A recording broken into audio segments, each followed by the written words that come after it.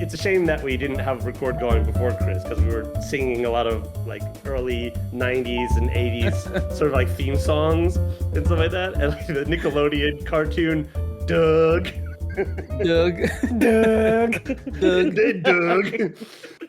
Hey, Doug. Way to ruin a name forever. But I kind of appreciate, like, is there... everything's got to have like a real kind of like provocative title now. You can't just like name freaking TV show just Doug. What's your favorite TV show right now? I like Doug. I like Doug. Doug. I like Stu, Pete, you know. Doug. And the theme songs were really exciting. Like nowadays, music, like, I mean, even, okay, I guess Game of Thrones is probably the most memorable theme song to come out in the last like 15 years. But Yep. can you sing another theme song of a TV show, right? Ooh. Oh, wow. No, I guess not, because it's taking us this long, right? Like, Right? I mean, I know. I guess I know the Arcane theme song. Not that it's like particularly the best of their songs or anything, but that sticks to mind. For some reason, that creepy carousel music from like the second season of Squid Games is constantly in my head, which says a lot about me. But yeah, I can't really think of anything else. But yeah, I could tap the 80s and the early 90s easily. Yeah, right. You could just like a well of them, because I mean that does indicate a shift in how music has been added to like our visual entertainment. Like a lot of even the soundtracks don't have like a memorable theme. wow, like how far back are we looking? Are we looking at like, True Detective season 1? I love that song. That's got a great opening theme song. But I'm just talking about like, okay, and we'll sing a theme song from a movie that came out in the last 20 years. Oh, well, I could just go on with a K-pop Demon Hunter right now. But... I know. Yes. I keep hearing that song everywhere still. Yeah, it is everywhere. And I think that might be part of it. It's just like, oh, there's finally something that's catchy from a movie or a show I really liked. There's a fun thing like sing the Indiana Jones theme song, and then sing the Star Wars theme song, and then sing the Superman love theme, and like you get kind of confused as to like, because they're all just a little bit similar to each other. But like I think one of the most epic 80s sitcom theme songs has got to be the Perfect Strangers one. Oh, okay. I was thinking, for some reason, I'm thinking MacGyver. That one sticks out to me. MacGyver was pretty awesome, but that one didn't have like lyrics. That was just like. But it wasn't a lyrics, right? It was all fucking action. Yeah. But like but every one of these old 80s TV shows openings, and like like you've got Darkwing Duck, you've got Rescue Rangers, which gets quoted all the time in Raid. Oh my god, the Darkwing Duck one. That has to make an appearance like every month or two. Yeah. When you're in trouble, you call DW. I mean, that's a good rhyme. Darkwing Duck. That's dangerous. Right? They offered the promise of a great episode, which never really fulfilled the excitement of the introduction, honestly. And it was like usually about 15 minutes of animation, followed by 25 minutes of commercials. Yeah. And if you guys know what we're talking about, that means congratulations, you're 35 years old or older. Yeah. Or your parents made you watch it. Seriously, if anyone doesn't know the Nothing's Gonna Stop Me Now from the Perfect Strangers theme song, go just stop this podcast immediately and go watch that. Yes. Because like our gift to you. The bridge section of this is just so epic, the rain and thunder, the wind and haze, I'm bound for better days. Yeah. It's my life, it's my dream, nothing's gonna stop me now. And then it's like Chicago should have sang this song. Yeah, or Bon Jovi, or both at the same time. Yeah. Oh man. So badass. Yeah, there was even like an old in-browser video game that played the theme song in the background, where you played Balky Bartok Moose jumping down a rainbow and all that kind of stuff. What? Yeah, it must be somewhere on there. Oh, you have to find this for us, Yeah, Jay. Oh my god. Okay, well, all of these theme songs, all of these exciting openings provided a voice for their show. They kind of got you into the mood. They got you into the feeling of what you were about to watch. This is the purpose of an introduction, right? They're just kind of set the scene to kind of do what you're supposed to do when you get your people to the table. Everyone's like eating pizza, drinking Mountain Dew, doing whatever they do. And what do? Just kind of calm them down. You put on some music, light a candle, do whatever. The theme song of a TV show does that, serves that purpose. It gets you into the mood of the show, right? Mm-hmm. So too does how much or how little you add voice acting to your characters that add a depth to your world. So that's what we're talking about today is voice There we go. Voicing characters. That's a bit of a stretch there, but that actually took a lot longer than I was expecting. I thought you were going to jump right into it, but a long walk to get there, but we got there. We got there. By hook or by crook. All right. So voice acting, right? I think first off, I want to get this right out of the bat is say not necessary. 100%. Not necessary. In fact, can be even a little bit distracting to some degree. Mm-hmm. Especially if you're bad at it, like me. Or like me. I will never voice act. I'll try to have a little something to my voice if it's, if there's an emotional moment, but actually change my voice to a complete no, everyone will leave, including me. Why is that? Is it an embarrassment issue, or is it just like you've never trained your voice in that way, so you're not wanting to do it?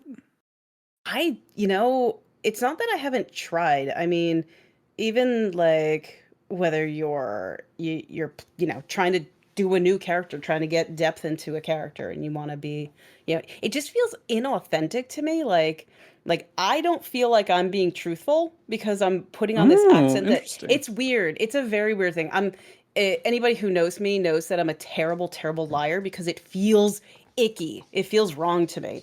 And something with the voice acting feels similar.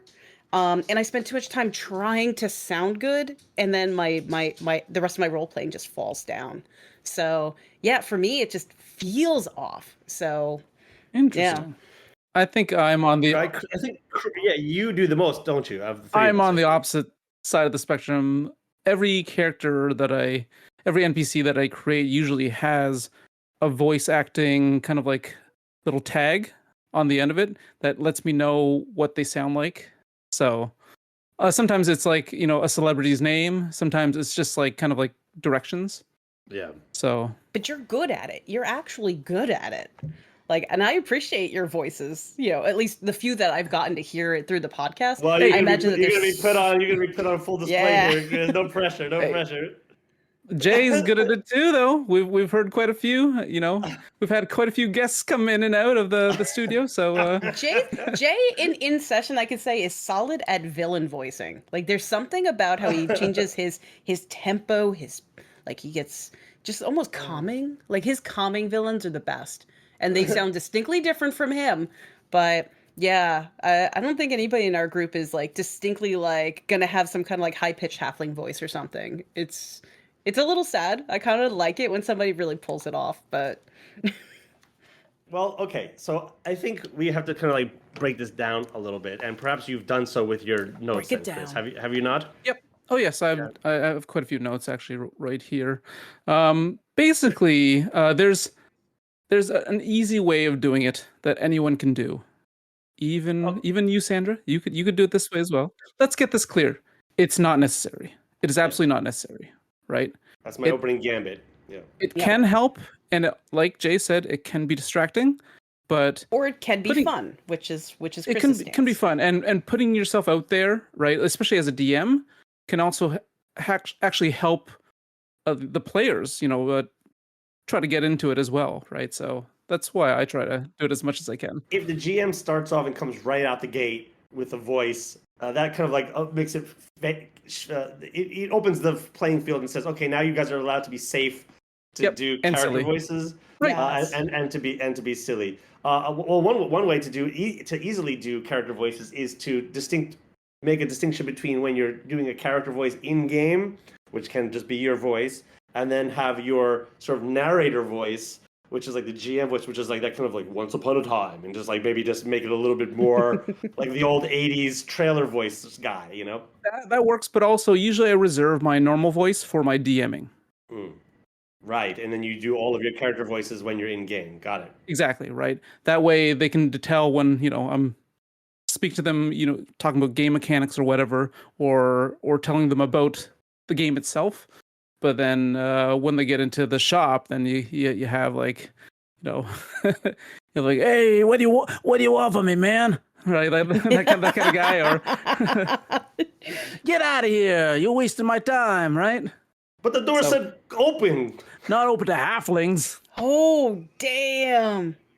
All right, well, I'm out of here then. I ripped the bell off the little door frame. Ting! I'm taking this with me. Hey, you're going to pay for that. Right? Like, See no, see, it can be fun just like that.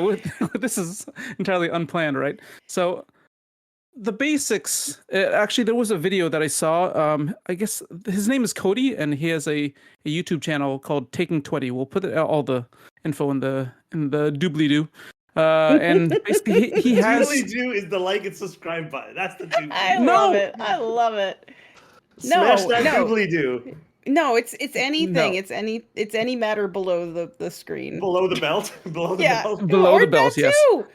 Yeah. Yeah. Whip out your doobly-doo. It's every place you want to touch. You want to touch my doobly-doo? All right. Oh, Uncle Scabby. I always imagine Uncle Scabby sounds kind of like from Ren and Stimpy. There was this character called Stinky Whizzleteeth. There's these names that they came up with. Yeah. How does he sound like?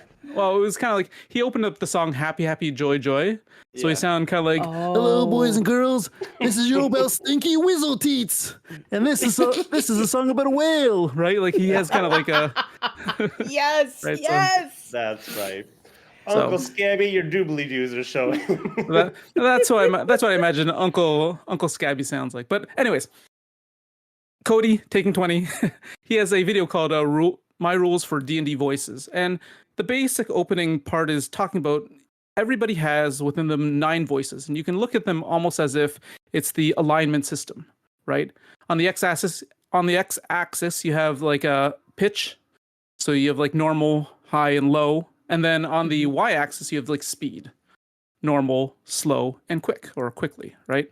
And with that, you can always alter one or the other to make an entirely different voice, right? So you could have like a normal pitch, but they speak very slowly, or they speak very quickly, right? Yeah. So even just by changing those things, you have at your disposal 9 pretty much different voices. Low fast, low medium, low slow. Yeah. Low blow, down low. Now I want to jump in there because your comments right now match startlingly well with mine based on being a writer. Like, this is how we do voicing when we can't use sound as a voicing thing. So I have things like, if you want to show excited versus anxiety, it's speak faster, yet here's how you differentiate between, excited or fear, right? So you're completely hitting the writer mechanics for the same thing. Yeah. Well, and another affectation could be not only to speak faster, but then to use a different choice of words, right? So if you want to speak faster, then use shorter words. If you want to seem more intelligent, use longer words, etc. That kind of goes into the non-vocal, affectations that can change. That can, and that way you could do that without even changing your voice, like choosing different vocabulary and things like that. Of course, right? And so, just for the sake of it, because I can see how we can almost like absolutely jumble all of our ideas here. Before we derail you, what other things, like what other things do you use for actual like distinct voices past, like, because these things I feel like can take your own voice and help move into other character spaces. Yep. But you have distinct voices for a lot of your things. Where do you come up with you that? do have those basic 9 voices, but there are other things that you can do that can like change, that can even alter and add almost like an entire exponential level to it, right? So things like changing your volume, right? So you could have characters that speak very quietly, or characters that speak really loud, right? Like, even that, Everyone's right? favorite. Like you have like your Officer Bar Brady, like nothing to say here, folks, right? Like like always speaking really really loud. And then you have like Ned, like that's not a good idea, right? Like Yeah, so I think one way most players probably already do this to some degree, without even knowing it, probably is taking like environmental cues from the world. Like when characters are doing like a little sneaky mission, and the characters might talk to a little Don't be the loud one, and they'll talk a little bit quieter. You just do it. Like Curb Your Enthusiasm has a whole bit about like when it's nighttime and people are sleeping, you tiptoe. It's not a rule. It's not written down. You tiptoe. You savage! Don't you know this? Tiptoe. Yeah. So you're tiptoeing vocally. Tiptoe vocally. Yeah. But there are other things like vocal fry. Kind of like the oh my god, I will punch somebody over a 50 session campaign if they use that as a main character. I will. Oh no. But you can also tone it up and tone it down too, right? So they could have a slight bit of vocal fry, and that could work. Well, their vocal fry is oftentimes grouped into with like a modern speech affectation, but this shit goes way back. If you look at some of those old like newsreels from like World War II and stuff like that, it's like, oh man, the Jerrys are really licking us today, and they kind of do that. They'll do the vocal fry as well. So, okay, that's fair. That's fair. I'm like thinking barista level. Well, yeah, that. Oh yeah. Okay. So yeah, just like changing the volume, changing the timbre, changing like just like the physicality of your mouth a little bit. Yes. Don't mouth shape definitely changes it. Mouth shape changes things. Yeah. It definitely can. It certainly can change everything, the way that you speak. Or how you sit. How you sit at the table, like your physical posture is huge, right? Yeah. Raspiness, right? Yep. So you could add a little bit of raspiness, right? Or a growl. Yeah, that kind of stuff, right? Of course, you also have like falsetto, like the ha ha, right? The Mickey Mouse really.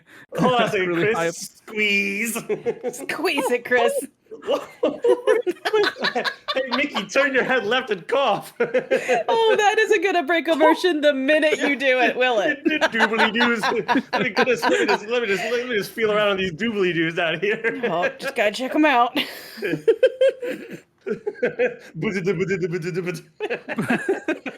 Hello, Phil Collins meme.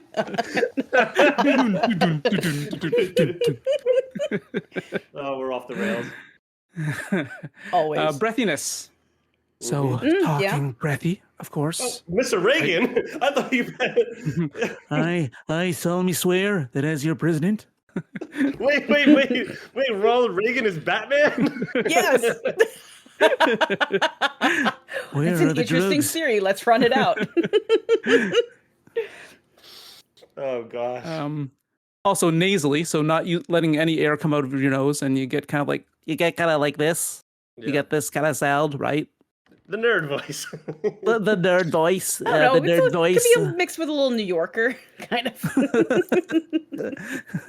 Hey, I'm walking here. I'm walking away.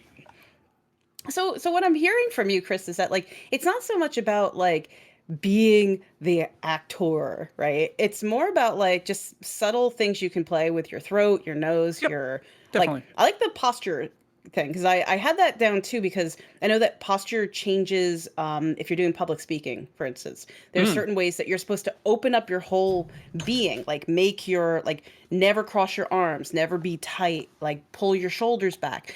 And when you see people like practicing this technique, their whole voice changes in an instant. It's crazy to see that. So I love that you guys brought up posture because that and if you want to create a character that is anxious or sheltered or shy. Like doing the reverse, like do the wrong thing, just curl inward and see what it does to your voice. It's kind of magical. Wear a shirt that you would never have worn before or something. Oh. Carry around a little prop, or just change your clothing, just that little bit. And when you do, you're the way you talk and the way you gesture and the way you think about things might just change just that little bit. It all helps. Right, it all helps. I didn't even as the one person here who like actually cosplays, I did actually think of that when we came up with this topic. It's interesting. But I'm sure, like when you went to Comic-Con and you're wearing your outfit, you probably felt different from your normal self, right? You don't at first, and you just sort of like start like moving into that being, and I did have my first cosplay competition in 2025. Right.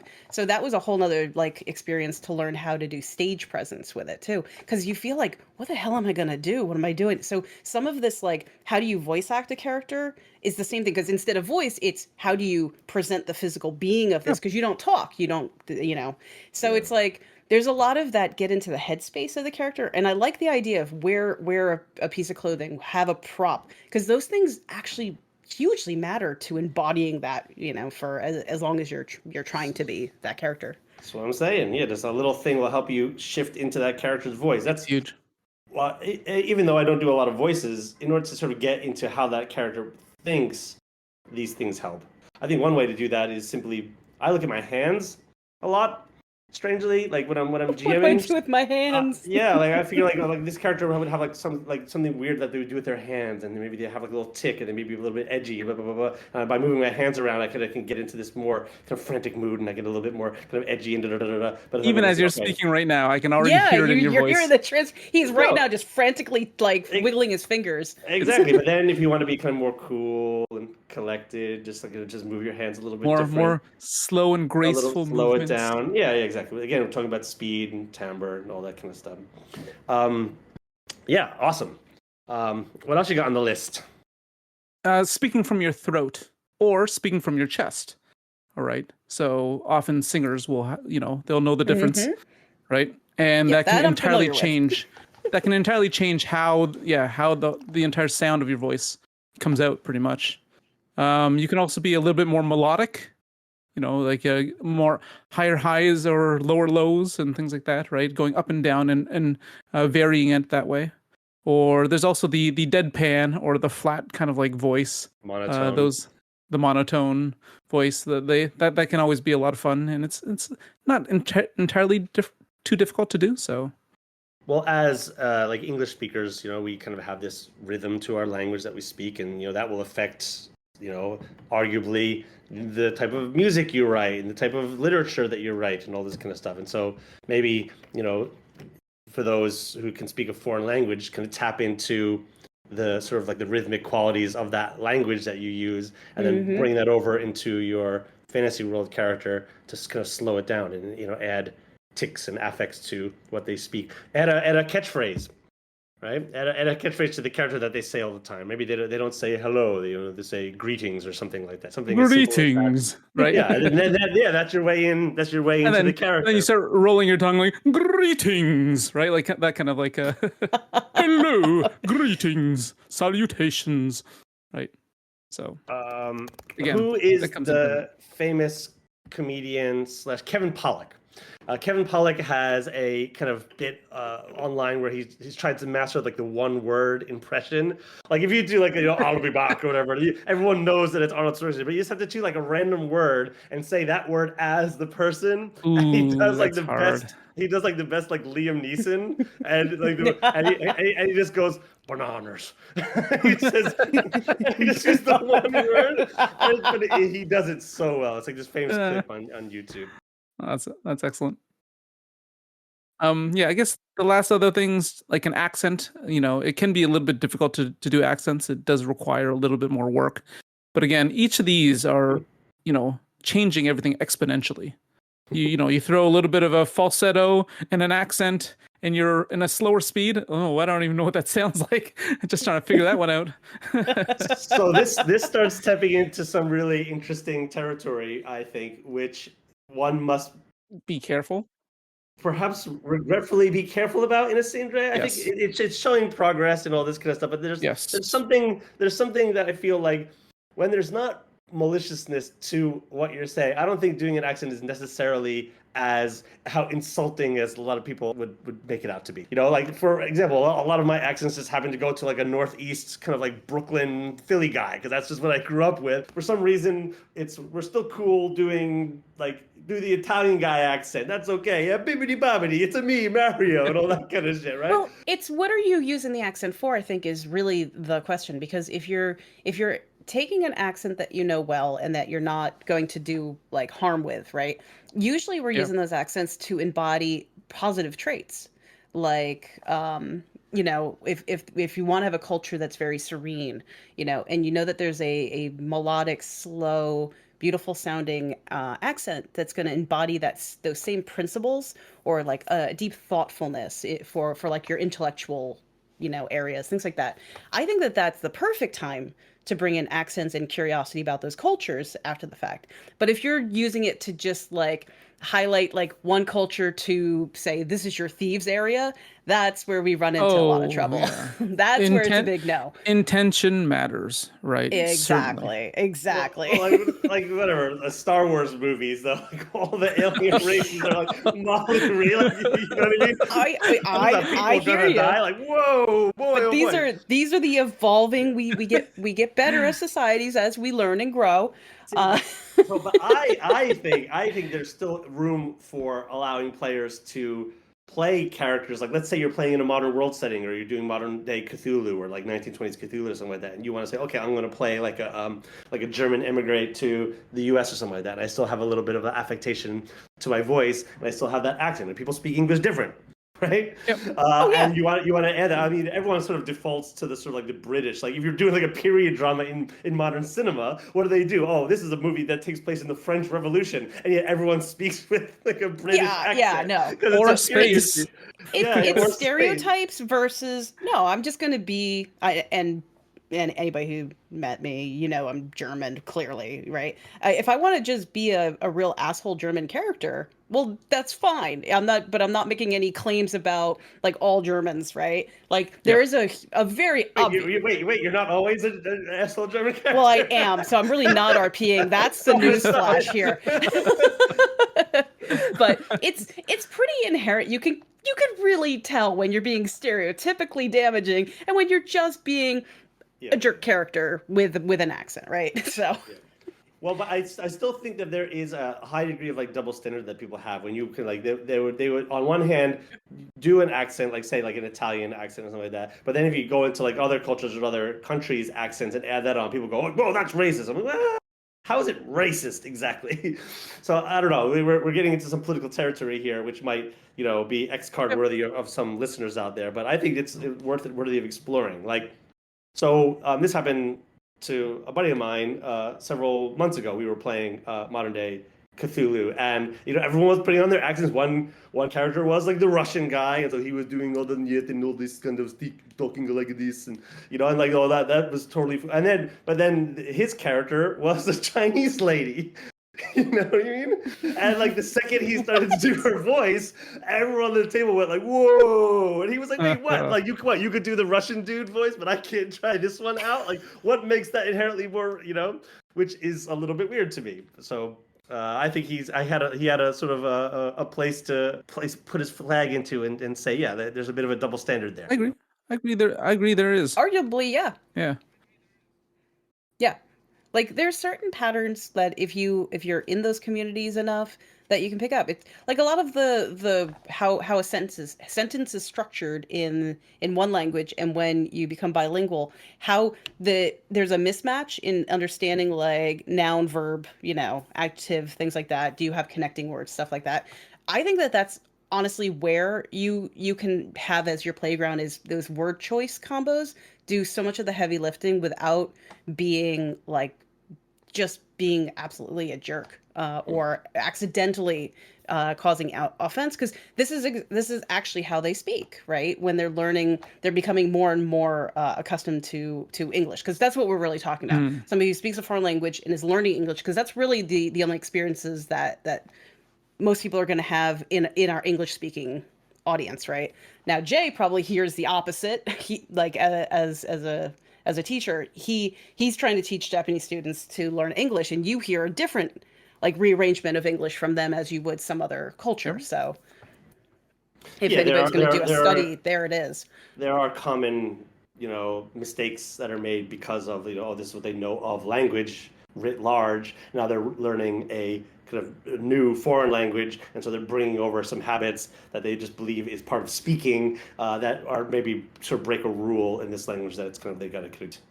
A way around this is just make all of your villains sound like Dracula.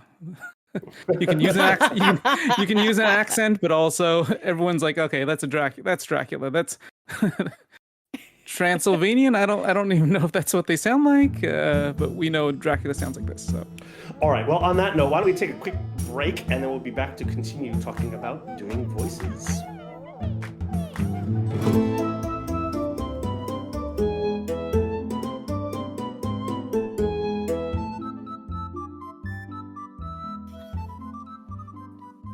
This episode of the 3RPG podcast is brought to you by...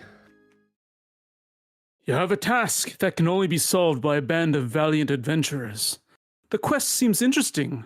The rewards, good. Yet none offer their efforts. There's a chance the fault is in your delivery. And that is why you need the Notable Performance Compulsion Aid Agency. At NPCAA, we have enlisted a wide variety of thespians to intrigue, provoke, and motivate those pesky little adventurers. Perhaps a suspicious king. Close, lock, click, click, click, click, click. I'm not clean. Bog monster, you need? Grolflef has been playing one for 15 years. That's exactly what I wanted, actually. Bog monster. Oh god, that went to my head a little bit. Oh my god. Now, if you're concerned that you may be hiring murder... Bog monster, get out of here! Bog monster! Is that bog monster okay? Oh, sorry, I just had something caught in my throat. Yes. I'm the bog monster. Come on, you gotta let me speak at some point. You keep cutting me off every single time. Holy smokes. Whew. You opened the floodgates, and I came in hard. That's what she said. You opened the floodgates. That's what she came in first. 3RPG first, that's what she said. Oh, wow. All right. Concerned you may be hiring murderous hobos? Worry not. Our actors are serious. They won't break character even with the threat of death. At NPCAA, our members have top-notch limb restoration, curse removal, and resurrection services at our disposal. We take care of our NPCs. So if you need a troop of thespians to motivate your players, call us at NPCAA. NPCAA. I don't have like an ending. I just imagine them kind of frolicking in. It's really fucking shit. Thespians. nice spittle on the thespians. Yeah, we caught that one. Yeah. That was good. You got it. I learned my sibilant from Vivid Serbia. Hey, Snagglepuss. Exits. Uneven. Oh god. Yeah. Oh my god. Done.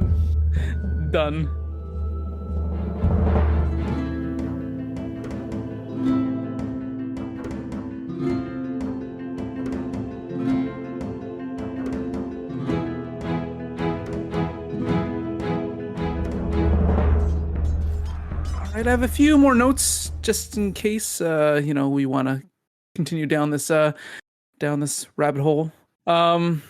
Sure do.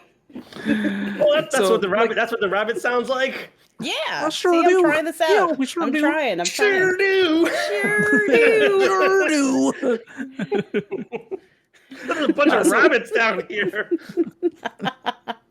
And stinky whistle teats. No, but No, get him out of here. So yeah, as we said before, let it be known that doing voices is definitely not required. There are some great to horrible DMs. There are some great to horrible DMs regardless of vocal skills. So don't worry about that, all right?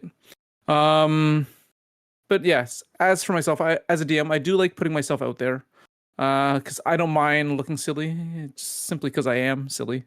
And, being that example, it might give others courage. Some other things that I might need to mention, other voice tips. Silly Chris over here. Silly Chris, I'm the silliest. Good old silly Chris. I'm the silliest of you. Oh yeah, He's our I leader. am silly. No, I'm not the leader, but I am a silly one. He's silly. You're so silly. I'm silly. There you go, silly Chris. That's the silly voice. Yeah. You I'm literally so have to do weird silly. things with your tongue for the word silly, right? You ever think of that? That's so Just like silly. silly. Silly. Hey, silly. Why are you wearing 2 banana peels for shoes? They're slip-ons. Hey. Oh, that's pretty good. God. What do dad jokes have to do with voices? Come on, That was pretty good. That was good. No, but the fact that you said it was pretty good before anybody else had time to laugh. Made it also a dad joke. Hey, when I see gold, I pick it up. I pick it up. Right for it. Like Scrooge McDuck. You see that last cookie, you're going for it. You're just diving for the home plate. All right. Some other things. Don't do a voice that you can't sustain for a long period of time. All right. So, Oh yeah.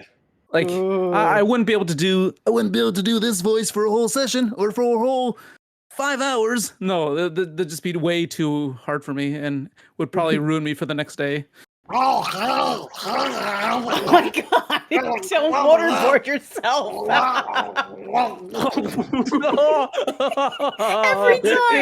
Every time. I kind of did that on purpose. Wearing that. I didn't know that we had a bog monster back in. No. Yeah. Before you go on to the next point, though, I do want to say that, like Jay had mentioned, growling, things like that, right? If you know what I mean. Hey, jeez. I'm afraid I do know what you mean, and I apologize to the audience.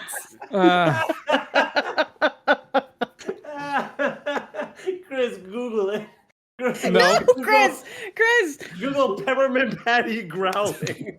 Chris, no. No, I will not. I will not. Oh my god.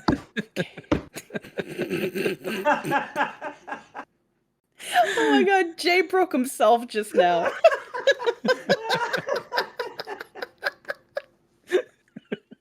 Oh god. Hey there, Charlie Brown. The bug monster's back. I think he actually did just waterboard himself. Oh. God, You literally, you cannot bog monster while you're laughing. You can't. Okay. Sorry, Sandra, you had a serious point you were gonna make. No, that was perfect derailment. That was perfect. I just wanted to say, as somebody who has done singing and things like that, that even when you hear like metal bands that have the growlers and things like that, there's a very specific vocal technique that makes sure you don't blow out your vocal cords. Yeah, you for don't that. fuck yourself up. So, Yeah. if you really do want to pull that off for any reason, just look up the vocal technique for like the metal bands. There's videos everywhere for it to do it safely. Because what good is having a really well-voiced character like that if you like have a sore throat or worse, because you can do real damage. Yeah, ruin your voice for life kind of thing. Yeah. Yep. Bad. I wish I had known that. No, I'm just joking. Nope. Before I started doing those impressions. Ago? Yeah. All right.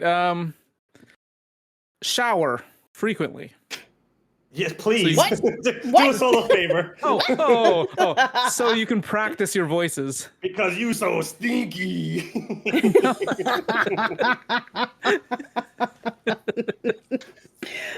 I'm off the rails today, guys. That's what we're after.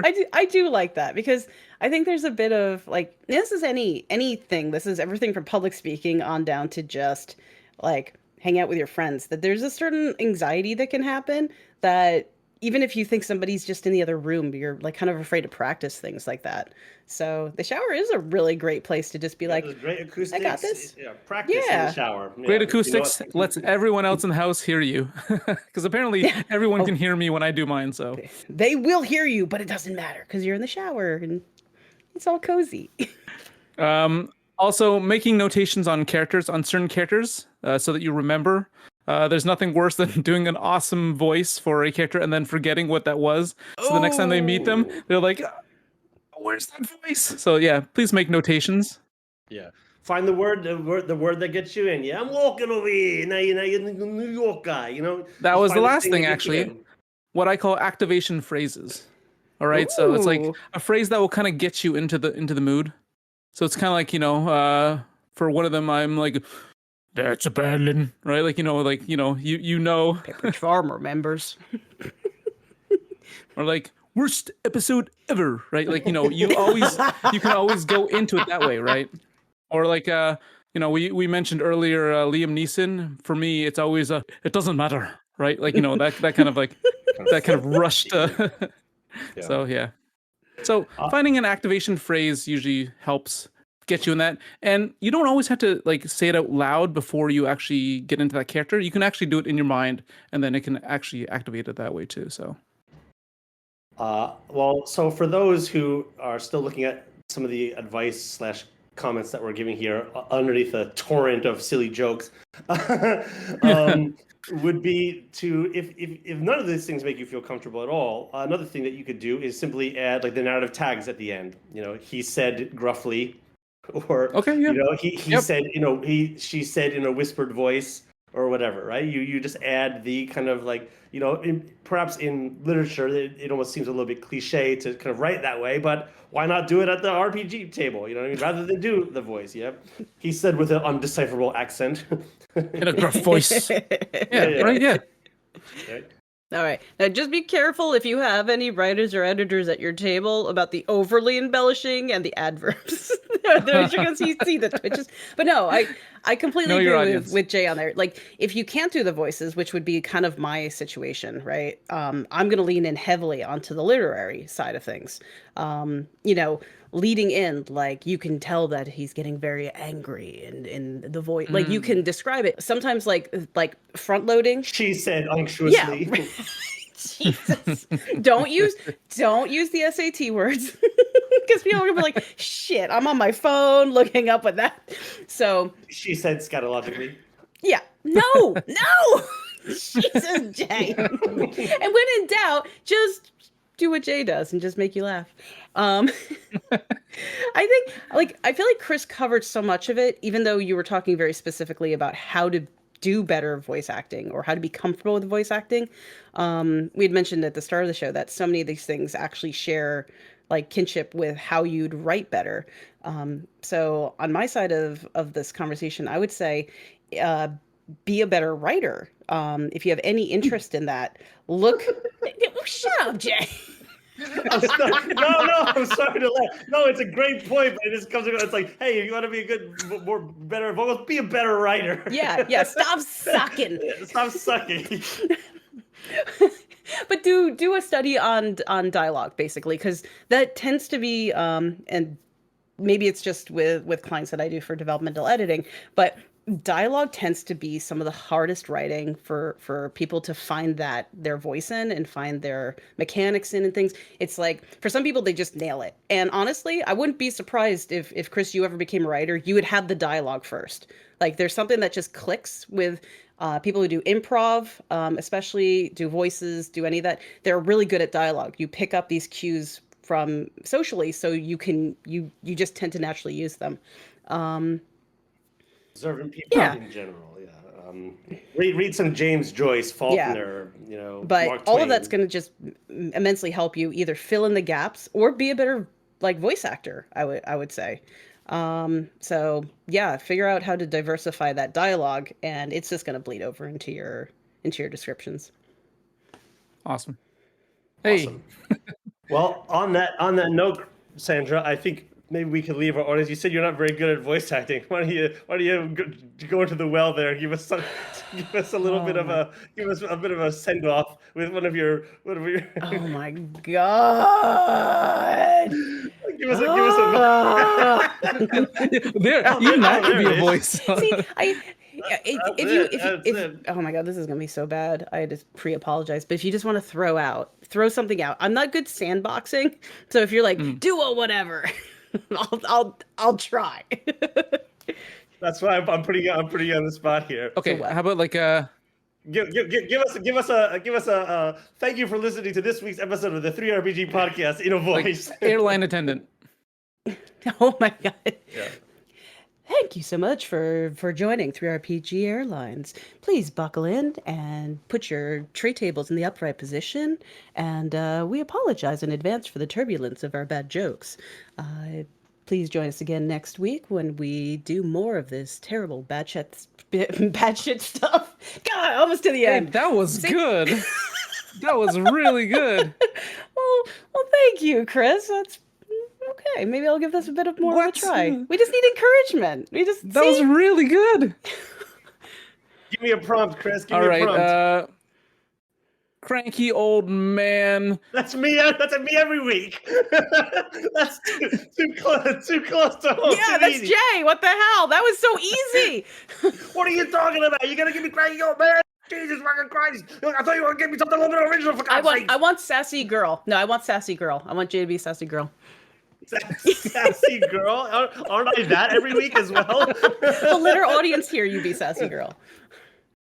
Cranky girl as sexy girl. Yeah. Oh, see. It's cold outside. Ugh. Hold on a second. You know how to make a clown feel right. I'm gonna put these stiletto clown shoes on and drink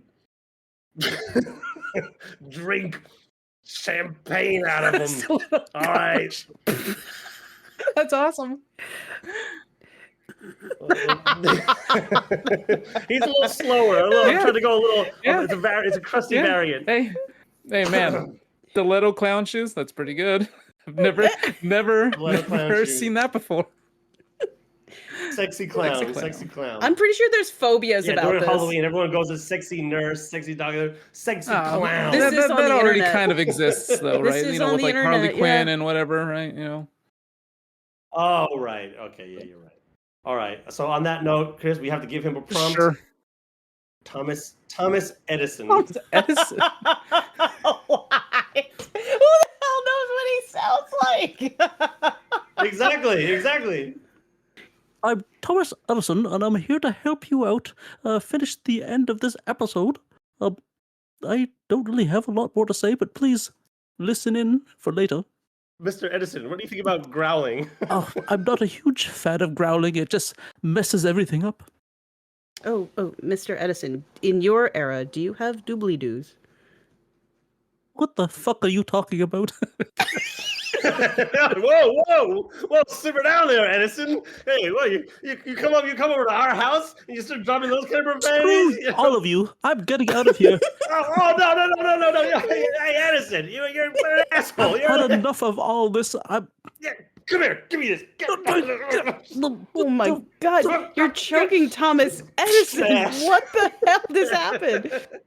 Oh my god. I just defenestrated Thomas Edison. Are you alright?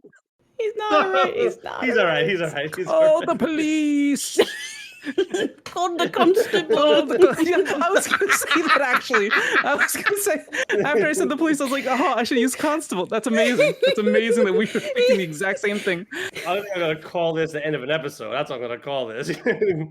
Good grief. Hopefully we've encouraged you to either try voices or kill anybody who does. Either way, happy playing. Somebody Google Peppermint Patty Rule 34 and see what you get. No. I'm already on enough watch lists. No. No,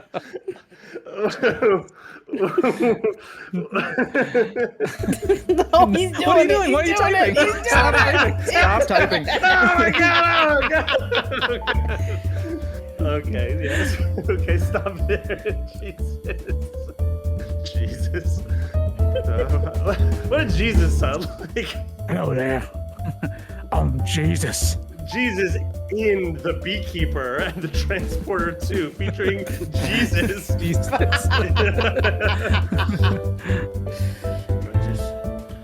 Jesus. Oh, God. Jesus. All right, Jesus. Okay. Where did the Z's come from? Stop.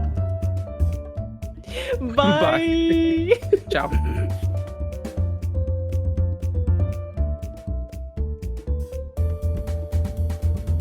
The 3RPG podcast is produced and performed by Sandra Rosner, Chris Takasaki, and Jay Underwood. Music and audio editing, mix, and master is done by Jay Underwood, art by Chris Takasaki. If you'd like to be a guest on the show or have any questions, please email us at 3rpgpodcast@gmail.com. If you would like to support the 3RPG podcast, please visit our Patreon or visit our website at www.3rpg.com. That is THREERPG.com.